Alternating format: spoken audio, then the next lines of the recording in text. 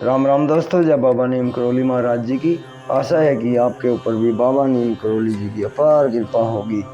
आपके घर परिवार में सभी कुशल मंगल होंगे, यही मैं प्रार्थना करता हूँ अपने सभी देवी देवताओं से। मेरे हनुमान जी, मेरे बाबा नीम करोली जी, मेरे श्री राम जी, मेरे शिव शंकर महादेव, मेरी आदि पराशक्ति माँ नवदुर्गा सभी आपके कष्ट हरेंगे।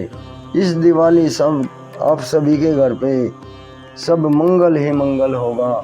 आपके घर में धन वर्षा होगी, आपके घर में सुख शांति आएगी, आपके घर में धन धान्य की सभी तरह की कुशल प्रार्थना की है। मेरे सभी भाइयों, मेरी माताएं बहनें हैं, सभी के घर में अमृत बारिश हो। जो भी मैंने मांगा है आप सभी के लिए मांगा है। जय श्री राम, जय शिव शंकर महादेव, जय बाबा नीम करोली महाराज जी। प्रभु सबके कष्ट हरो, मेरे दाता सबके कष्ट हरो। जय राम।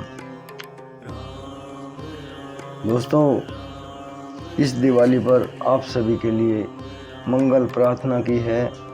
जो भी मेरा भाई चैनल को देखेगा, श्री राम जी की महिमा को देखेगा, उसके सारे कष्ट दूर होंगे। जय शिव शिव, जय राम राम, जय बाबा नीम करोली।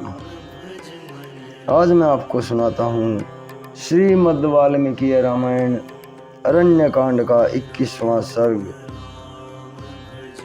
शूर्पणखा का खर के पास आकर उन राक्षसों का वध होने का समाचार बताना और राम का भय दिखाकर उसे युद्ध के लिए उत्तेजित करना।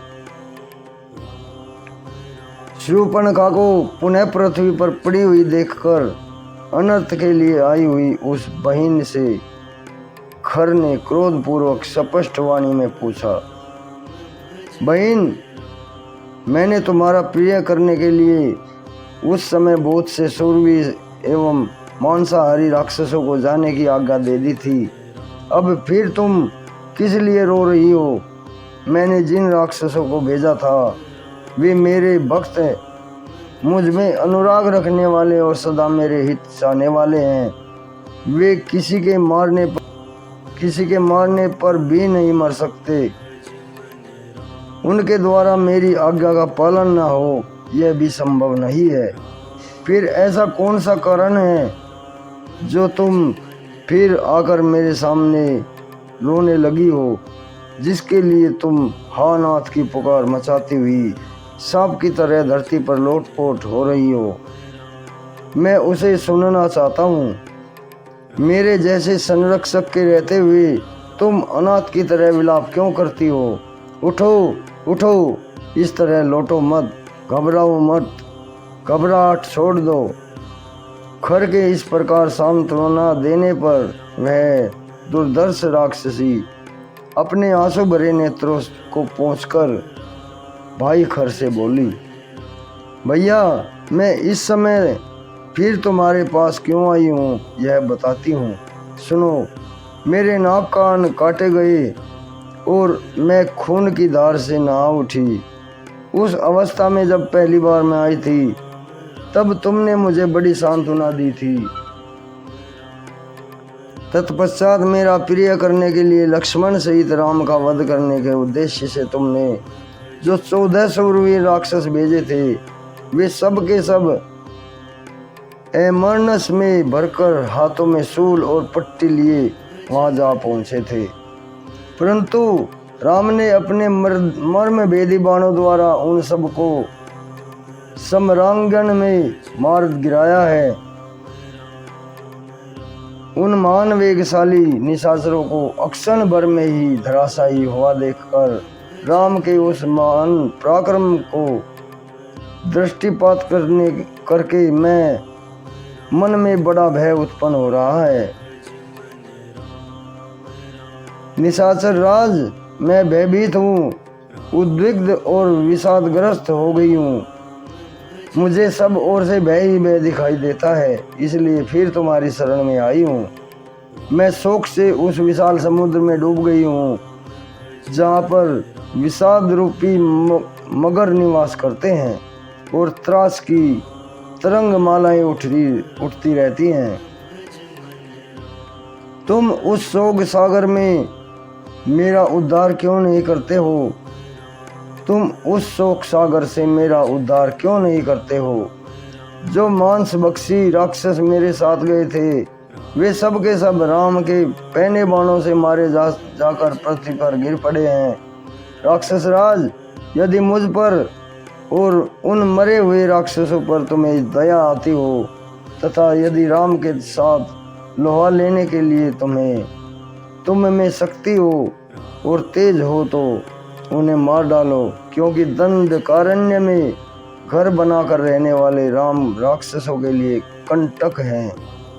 यदि तुम आज ही शत्रुघाती राम का वध नहीं कर डालोगे तो मैं तुम्हारे सामने ही अपने प्राण त्याग दूंगी, क्योंकि मेरी लाज लुट चुकी है।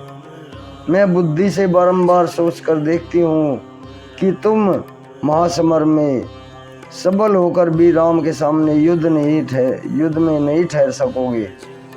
तुम अपने को शूरवीर मानते हो, किंतु तुम में शौर्य नहीं है। तुमने झूठे ही अपने आप में पराक्रम का आरोप कर लिया है। मूढ़, तुम सम्रांगण में उन दोनों को मार डालो, अन्यथा अपने कुल में कलंक लगाकर भाई बंधुओं के साथ तुरंत ही इस जन स्थान से भाग जाओ। राम और लक्ष्मण मनुष्य है, यदि उन्हें भी मारने की तुम में शक्ति नहीं है तो तुम्हारे जैसे निर्बल और पराक्रम शून्य राक्षस का यहाँ रहना कैसे संभव हो सकता है? तुम राम के तेज से पराजित होकर शीघ्र ही नष्ट हो जाओगे, क्योंकि दशरथ कुमार राम बड़े तेजस्वी है। उनका भाई भी महान पराक्रमी है, जिसने मुझे नाक कान से हीन कर दिया और कुरूप बना दिया।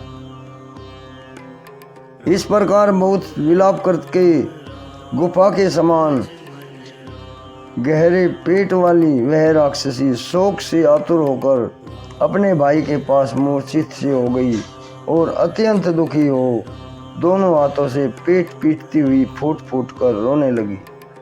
इस प्रकार श्री वाल्मीकि निमित्त आस रामायण आदि काव्य के अरण्य कांड में 21वां सर्ग पूर्ण हुआ। जय श्री राम। राम दोस्तों, ये 21वां सर्ग पूर्ण हुआ है। कल मैं आपको 22वां सर्ग सुनाऊंगा। इसका 14,000 राक्षसों की सेना के साथ खरदूषण का जन स्थान से पंचवटी की ओर प्रस्थान। अभी आज्ञा लेता हूँ। इस दिवाली मेरे सभी भाइयों के, सभी बहनों माताओं के सारे संकट दूर होंगे, यही मेरी प्रार्थना है। जय श्री राम।